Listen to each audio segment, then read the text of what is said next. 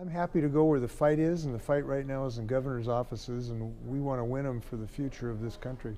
Governor Jay Inslee briefly talked to King 5 about his new role as chair of the Democratic Governors Association during a recent trip to Victoria, British Columbia. When asked whether it means more and hints at a future run for higher office, I've got too many things on my plate to think about those issues. But national media is already speculating. Governor Inslee made a CNN list of 22 Democrats thinking about running for president. Politico has also written about the Washington governor in articles hypothesizing about 2020, even pointing out a recent trip to the battleground state of Ohio. I think he's working hard and traveling to states that are going to be competitive next year and where we can elect Democratic governors. Political consultant Christian Sinderman, who's worked with the governor on his past campaigns, didn't talk about Inslee's future aspirations or plans, but points out that the Evergreen state isn't well known for producing presidential candidates. The late Senator Henry Scoop Jackson ran twice, but so far no Washington governors have run. Traditionally, Washington being a small to medium-sized state in the northwest corner of the country does provide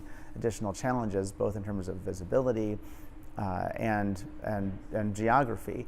But again, that's not any current focus of this governor.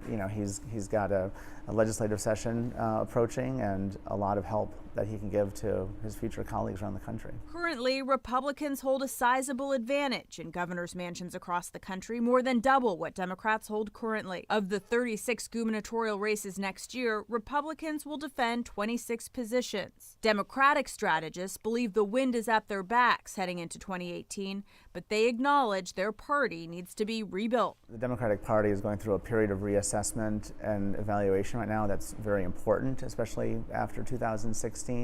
And I sincerely believe we'll get some real transition and hopefully some new faces coming forward, both for local and national office. Reporting in Seattle, Natalie Brand, King 5 News.